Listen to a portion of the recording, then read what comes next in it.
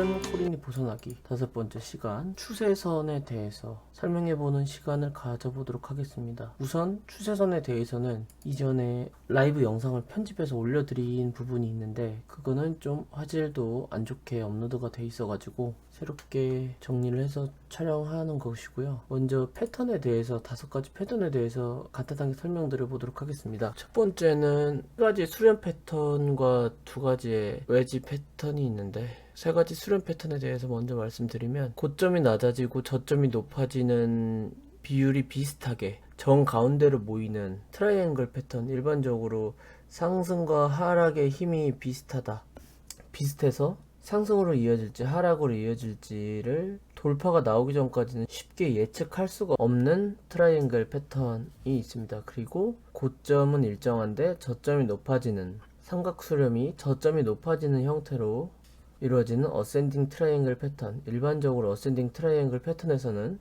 상승이 나올 확률이 높다 계속되고요. 디센딩 트라이앵글 패턴은 저점은 일정한데 고점이 낮아지는 형태를 띄우고 있기 때문에 힘이 점점 약해진다 라고 이해를 하시면 되겠습니다. 이러한 패턴을 이해를 하시면 여기보다는 이 이유를 아셔야 되거든요. 일단은 수렴을 한다는 거는 변동성이 적어진다는 거고, 변동성이 적어지면서 거래량도 감소를 할 겁니다. 거래량이 적어지면서 변동성이 작아집니다. 그럼 수렴을 하는 것이고요. 이때 돌파나 이탈이 나오게 되면 변동성이 적어지면서 응축됐던 에너지가 좀 위로든 아래로든 방출된다고 보시면 됩니다. 근데 여기서 어센딩 같은 경우는 저점이 높아진 형태이기 때문에 어떻게 보면 점점 이평선이 이런 식으로, 장기 이평선이 이런 식으로 형성이 될 것이고요. 상승하는 상승 추세를 유지할 수 있기 때문에 상승으로 이어질 수가 있고, 디센딩은 반대로 하락으로 이어질 수가 있는 것이죠. 라이징 웨지 패턴은 어센딩 트라이앵글 패턴과 비슷한데 일반적으로 강한 상승 추세의 끝에는 하락이 나오기 마련이죠. 그 상승 추세 끝에 주로 나오는 이제 고점과 저점 모두 높아지는데 변동성이 적어지면서 상승으로의 힘을 점점 잃어가는 이러한 형태를 띠게 됩니다. 일반적으로 다이버전스와 함께 나타나기도 합니다. 그래서 하락으로의 시그널, 상승의 고점에서 하락의 전환을, 상승의 고점에서 하락 전환을 볼 수 있기 때문에 상당히 손익비가 높은 패턴 방식이고요. 반대로 폴링 웨지도 똑같습니다. 하락을 하는데 하락으로의 힘이 점점 작아지면서 상승을 하는, 이 또한 손익비가 굉장히 높은 패턴이기 때문에 굉장히 중요한 패턴 2가지 설명드리는 겁니다. 이렇게 5가지 우선 알아두시고, 제가 그 4강에서 기술적 분석에 대해서 설명드릴 때 이런 걸 말씀드렸죠. 자산의 가격은 매도세와 매수세의 반영이며 트레이더와 투자자의 감정과 관련되어 있다 라고 말씀드렸습니다. 그리고 비판에서도 트레이더와 투자자들이 지지선이나 저항선과 같은 동일한 유형의 지표에 의존한다면 이러한 지표들이 작동할 가능성이 높아진다 라고 말씀드렸습니다. 이것을 비판하는 내용이었지만 일단 대개 기술적 분석의 기본은 대다수 트레이더들이 같은 것을 보고 매매를 한다면 그 지표가 힘을 가진다는 것이죠. 이런 선이 있다고 생각을 해봅시다. 여기에 횡보의 선을 하나 그어놨는데, 저는 이 선을 돌파하면 매수를 해야 되겠다, 강한 상승이 나올 것이다 라고 예상을 하는 사람입니다. 그러면 저는 이 선이 돌파했을 때 여기서 매수를 하겠죠. 이 선을 본 사람이, 이 선을 보고 매매하는 사람이 저 혼자라면 이 선은 의미를 가질 수가 없습니다. 그냥 저만 매수하고 끝나는 거예요. 강한 상승 이런 게 나오지도 않을 겁니다. 근데 이 선을 보는 사람이, 예를 들어 전체 투자자 트레이더 100명 중에 50명이 이 선을 보고 있다고 하면 어떻게 될까요? 이 선을 돌파하는 순간 50명이 전부 다 매수를 할 겁니다. 시장가로 긁겠죠. 대개는 이렇게 돌파 매매를 하는 경우에는 양이 높아지는 겁니다. 이렇게 이 다수가 보고 있는 추세선을 나도 같이 보고 그들이 매매하는 방식을 유추해서 더 큰 이익을 보거나 손실을 좀 방지하는 매매법이 이 추세선 매매법인 것인데, 이 매매법은 기본적으로 그렇게 어렵지가 않기 때문에 한번 배워서도 자기 스스로 좀 발전해 나갈 수 있는 방식이기 때문에 가장 먼저 기술적 매매의 기본을 추세선 매매로 말씀을 드리는 겁니다. 저는 크게 추세선 매매할 땐 세 가지 정도로 보고 있습니다. 첫 번째는 수렴 중에 상방 돌파할 때인데, 여기서 보시면 뭐 이런 패턴이 될 겁니다. 이런 것도 뭐 비슷하게 될 수가 있겠죠. 두 번째는 횡보 중에 거래량이 터질 때입니다. 이건 어쨌든 상승 시그널 중에 하나인데, 횡보 중에 거래량이 터질 때 두 번째고, 세 번째는 눌림목 매수입니다. 이거는 이제 일반적으로 급등을 많이 타시는데 급등을 안 타고 좀 더 당장 상승이 나오진 않지만 큰 손실을 막기 위해서 눌림목 매수를 하는 이렇게 세 가지 매매 방식을 주로 사용하고 있습니다. 제가 직접 매매를 했던 종목들과 패턴이 좀 잘 나오는 종목들로 설명드리도록 하겠습니다. 첫 번째는 캐리 프로토콜입니다. 캐리 프로토콜. 캐리 프로토콜 같은 경우에는 우선 일단 실제로 매매를 진행했던 게 이 부분이고요. 3월 24일 17시에 매수를 했고 이후에 매도를 했는데, 3월 24일 17시 어떤 기준을 가지고 매매를 했는지 한번 보도록 하겠습니다. 자, 우선 제가 매수했던 지점을 노란색으로 표시를 하겠습니다. 추세선에 대해서 설명드리면, 전에 영상에도 있었지만 추세선은 고점과 고점을 이어주고 저점과 저점을 이어주면 추세선이 됩니다. 그래서 고점과 고점을 이어주고 저점이라고 하면은 여기서 다양하게 볼 수가 있을 텐데, 우선 그럼 첫 번째로 추세선은 1분봉으로 봐야 되냐 1봉으로 봐야 되냐 이렇게 궁금하실 텐데, 저는 그렇게 생각합니다. 이게 만약에 3분봉으로 이어진 추세가 분명히 있을 거예요. 3분봉의 추세는 3분봉만큼의 힘만 가진다고 생각합니다. 이게 어차피 차트가 프랙탈 구조로 되어 있기 때문에 이 프랙탈 구조를 가진 차트 특성상 작게 추세가 보이면서 넓게 보이는 게 또 있고, 또 다 다양하게 이제 보이게 되거든요. 작은 패턴으로 보이는 추세는 딱 3분봉 정도에서 보이는 추세는 3분봉 정도의 힘을 가진다고 생각하고요. 4시간 봉의 추세는 4시간 봉만큼의 힘을 가진다고 생각합니다. 이게 무슨 말이냐? 이를테면 여기에서 이런 식으로 그렸을 때 여기에서 맞고 여기서 맞고 여기서 맞고, 이것도 뭐 맞았다고 해줄 수 있을까요? 뭐 이런 식으로 맞았는데 여기서 돌파가 나왔죠. 돌파가 나왔는데 큰 상승으로 이어지진 않았습니다. 이거 같은 경우에는 3분봉으로 봐서 이 정도가 보인 거지, 사실 이걸 1시간 봉으로 봤을 때는 굉장히 잘 보이지 않는 정도의 4시간 봉 정도로 볼까요? 4시간 봉으로 보면은 제가 그린 게 이걸 텐데 보이지가 않죠. 30분 정도로 보면은 보일까요?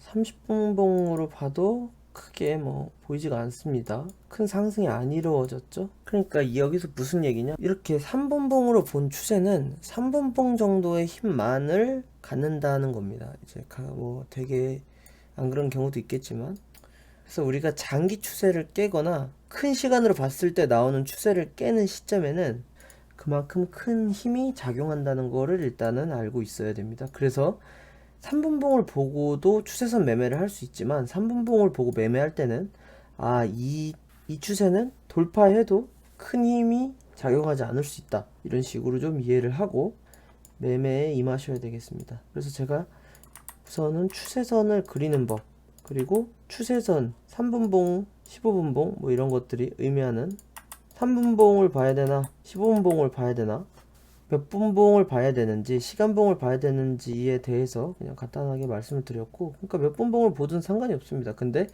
그만큼 내가 보는 추세의 힘이 작아질 수 있다는 거, 큰 추세를 보면 그만큼 추세의 힘이 크다는 거 말씀드렸고, 다음은 여기서 이제 이렇게 길게 느려진 이런 거는 되게 비트가 흐르면서 패닉셀이 나오거나 아니면 비트를 추종하는 프로그램이 짧은 시간 동안 과도의 매도를 하게 되면 이런 식의 형태가 나오는데, 이런 거는 좀 전 무시를 하는 편입니다. 뭐 이때 비트 가격을 보고 비교해 보면 더 좋겠지만 4월 7일처럼 이때도 굉장히 좀 패닉셀이 나왔던 순간이고요. 그래서 이런 거는 이제 좀 무시를 하시고, 저 같은 경우에는 이 패턴을 디센딩 트라이앵글 패턴으로 봤습니다. 상방을 뚫지 못하고 점점 거래량이, 여기서 보시면 거래량이 터지면서 상승을 했고요. 거래량이 터지면서 상승을 하려다가 강한 하락이 나왔습니다. 그리고 변동성이 좀 좁아지면서 일부 거래량이 터지면서 돌파 시도를 했지만 돌파하지 못하고,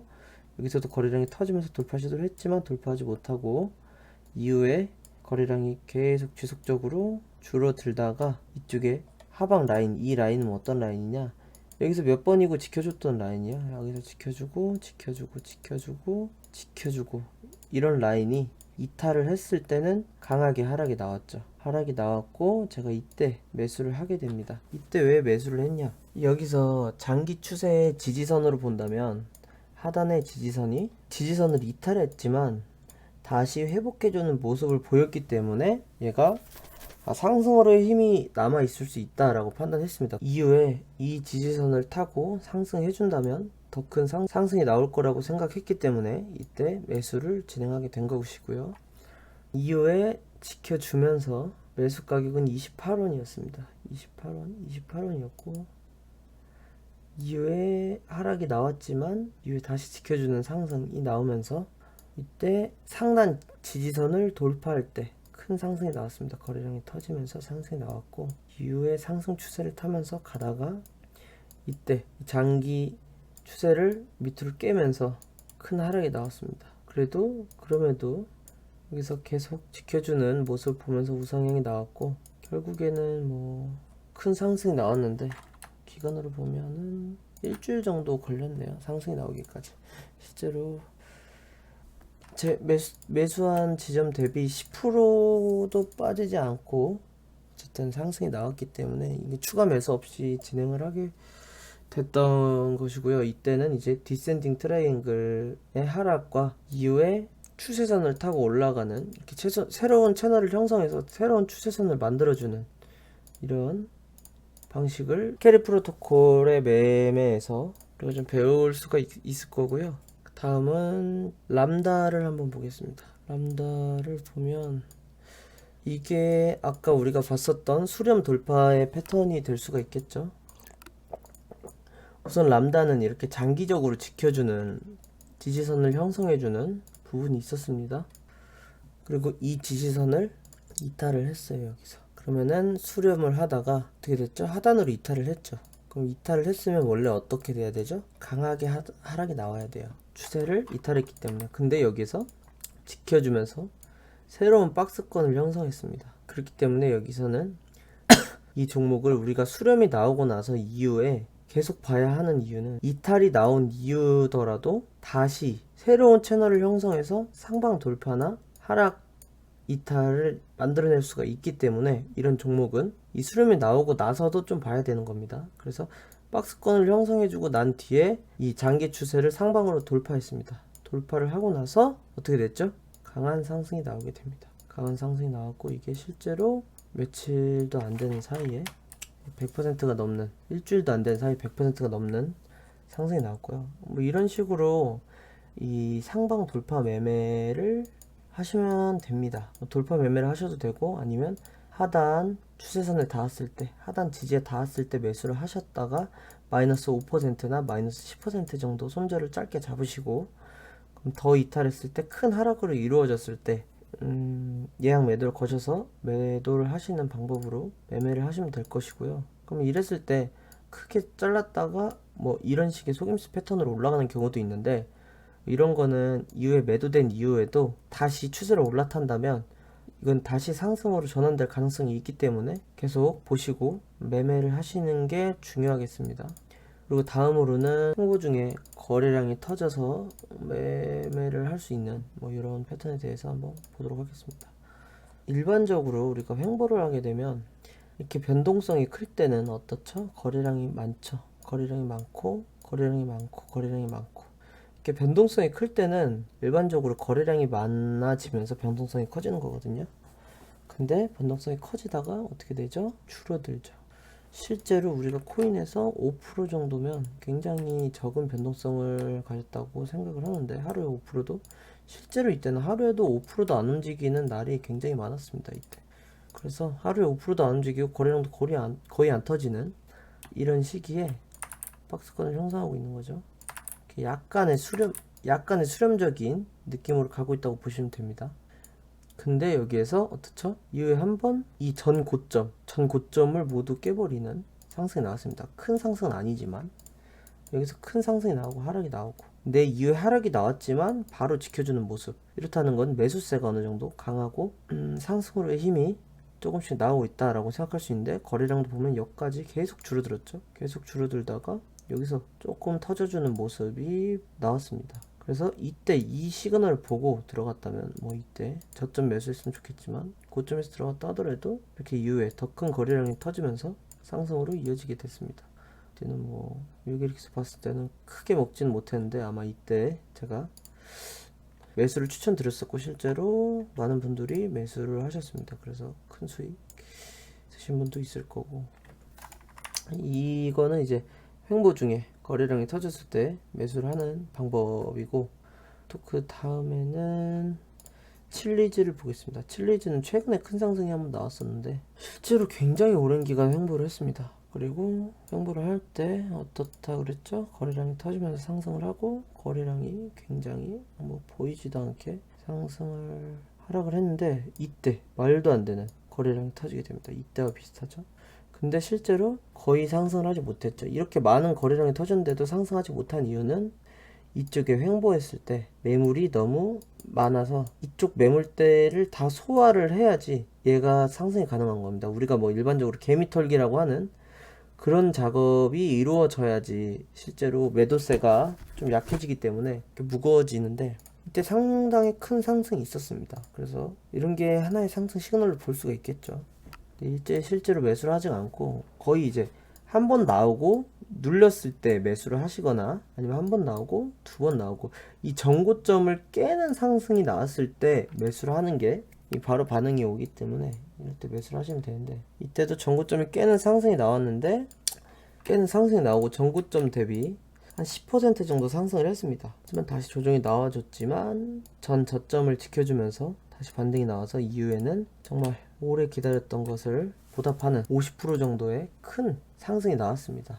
이렇게 여기서 우리가 알 수 있는 건 또다시 거래량의 중요성이죠. 횡보하다가 상승을 하기 전에는 이런 식으로 몇 번의 거래량이 터지면서 시그널이 나와줍니다. 그래서 두 번째는 여기서 이게 추세선을 하는데 이걸 왜 알려드리냐면, 이것도 다 추세선 안에 이제 이렇게 들어가는 부분입니다. 이게 추세선을 돌파하는 게 나왔기 때문에 여기서 상승이 나왔던 것이고, 이 추세선을 장기 추세, 단기 추세로 봤을 때 이건 장기 추세선을 여기 돌파하는 것이기 때문에 더 큰 상승이 나왔던 것이죠.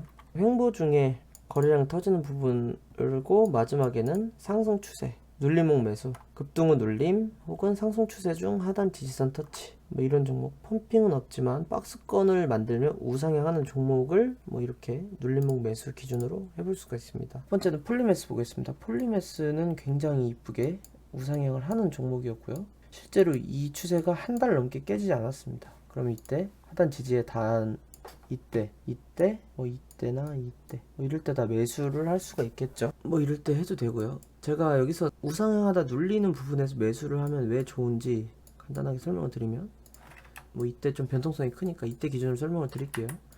이때 기준으로 한 사람은 이 눌림목 이탈했다가 회복해줄 때 이때 샀습니다. 이때 샀고요. 한 사람은 이렇게 막 등락을 반복하고 있을 때 뭐 이때쯤 매수를 했습니다.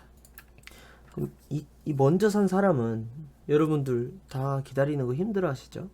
근데 이렇게 하락도 버티고 상승도 참고 다시 하락이 왔을 때 이때 엄청 기분이 안 좋았겠죠. 그리고 이렇게 다시 상승이 나왔습니다. 그럼 이 사람은 일주일 동안 갖고 있었는데 그대로, 가격은 그대로예요. 되게 힘들겠지 이 사람이. 실제로 예를 들어서 여기서 이탈이 나왔다고 했을 때, 그럼 이 사람은 이탈이 나오면 손절을 잡아야 하는 게 기본 추세선 매매의 기본인데, 이 사람은 이탈이 나왔을 때 10%의 손절을 해야 됩니다.